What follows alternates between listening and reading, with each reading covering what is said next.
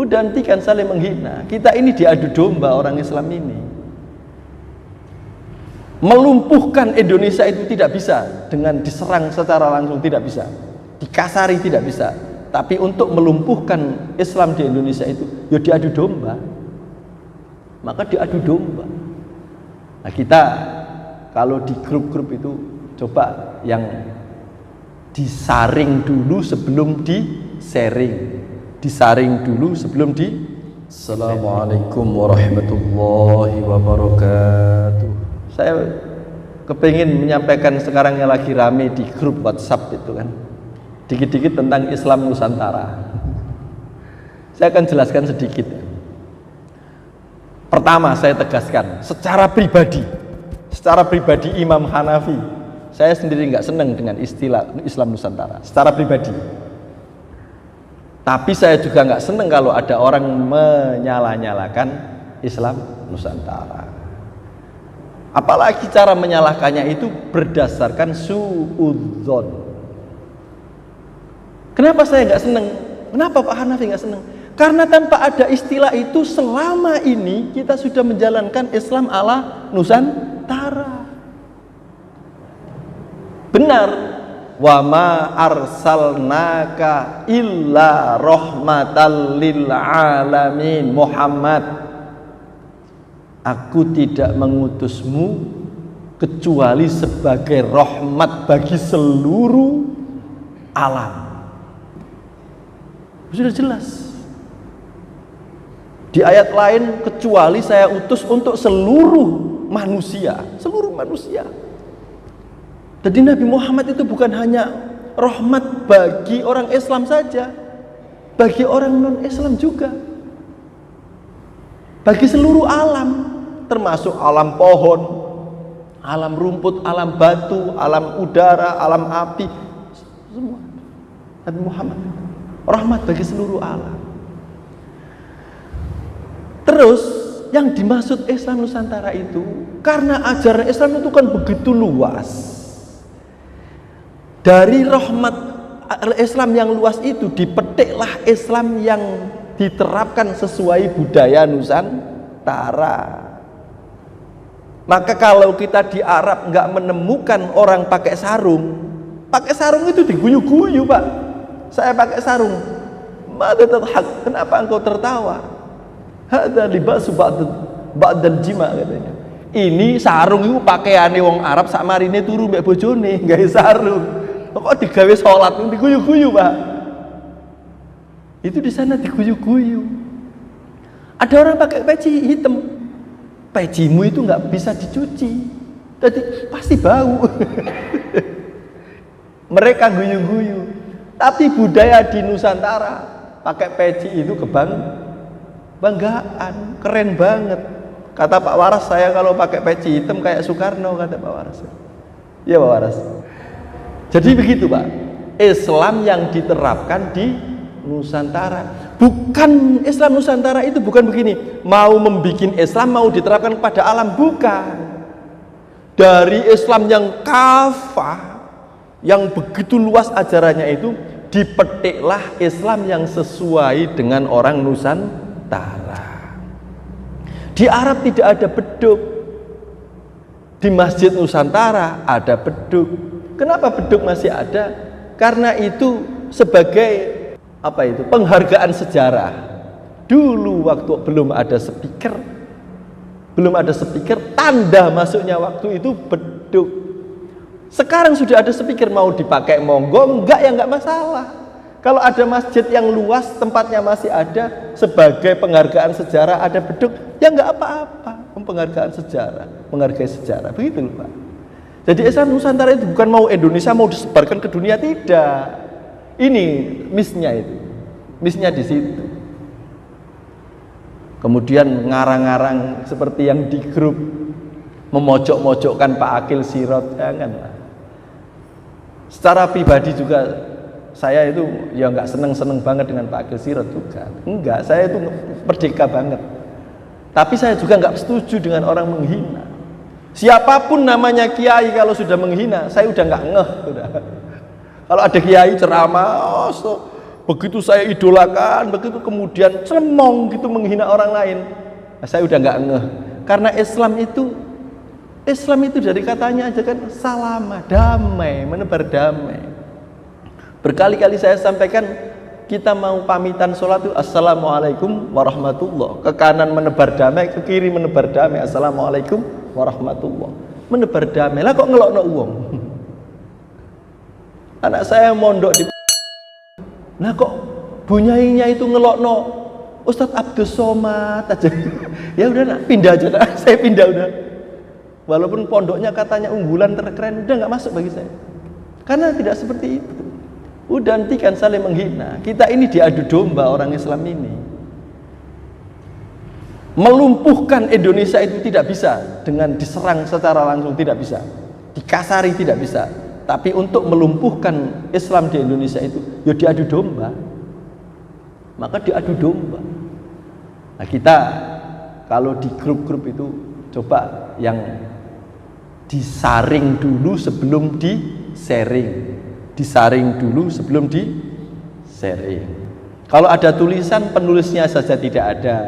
Wah ini udah ngaco ini.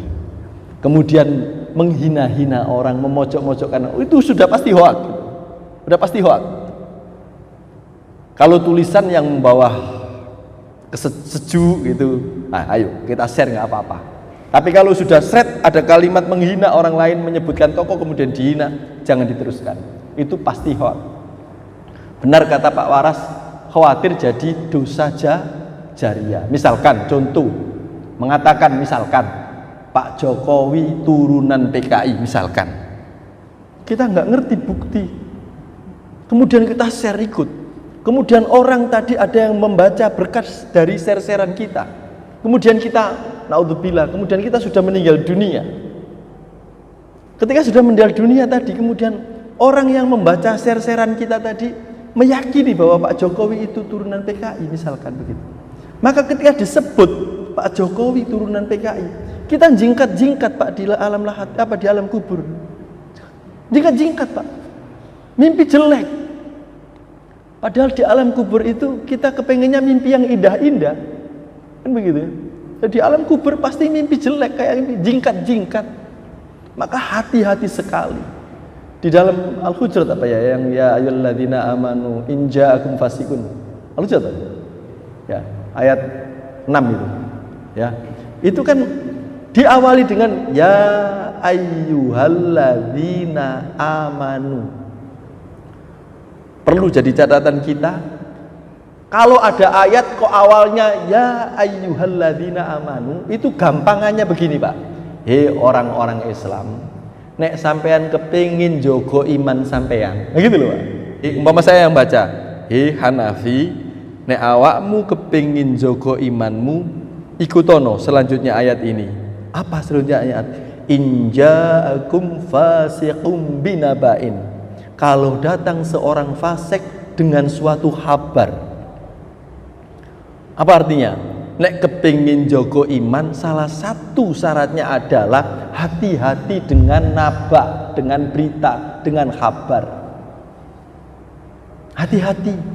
Apalagi sekarang di TV itu sudah dirumpi, malah jadi rumpi, malah jadi kebanggaan, malah jadi komoditi. Hati-hati Pak. Sekarang jari kita ini share. Gampang sekali, hati-hati. Binabain fatabayyanu. Yang disebut inja'akum fasik. Fasik itu apa sih? Fasik adalah orang yang ngerti agama tapi melanggar. Sengaja melanggar.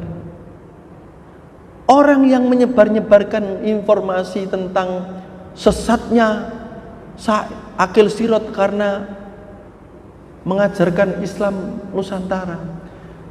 Makanya saya tadi di awal kan saya tidak setuju dengan sebutan, secara pribadi saya tidak setuju. Karena apa? Itu kalau disebut namanya malah bikin kesru. Betul tidak? Malah bikin kesru. Padahal selama ini tanpa disebut sudah jalan. Kalau kita sholat kok sarungan, ya itu Islam Nusantara, gitu Pak. Sekali lagi, Islam Nusantara bukan dari Indonesia mau disebar ke alam, bukan. Dari Islam yang begitu luas ajarannya, dipetiklah yang sesuai dengan budaya Nusantara. Kita sebagai orang Jawa nyebut tukang bakso aja nggak enak nyebut namanya, pasti ada Pak, ya kan? Namanya misalkan Pak Mat, ya Pak Mat, mesti ada Pak Mat, Pak No, Pak mesti ada. Dengan Pak Kosim yang tukang sampah, dengan beliau saja kita nyebutnya pakai Pak. Mosok dengan Rasulullah Muhammad begitu aja. Kan dengan budaya Nusantara ini wagu gitu Pak. Maka itulah yang disebut Islam Nusantara. Dari Islam, saya ulang-ulang biar nggak salah paham. Dari Islam yang begitu luas dipetik yang sesuai budaya Indonesia. Kita kalau ke Arab nyari istilah halal bihalal nggak ada. Karena halal bihalal, istilah halal bihalal itu yang bikin Bung Karno. Bung Karno sedang panas situasi politik, kemudian minta saran kiai-kiai, diberikan saran, ya udah nanti kita bikin acara habis Ramadan ini, kita pertemuan lah, silaturahim. Kata Bung Karno, Pak Yai, kalau istilah silaturahim kan sudah banyak dipakai, kita pakai istilah yang baru biar menarik. Apa?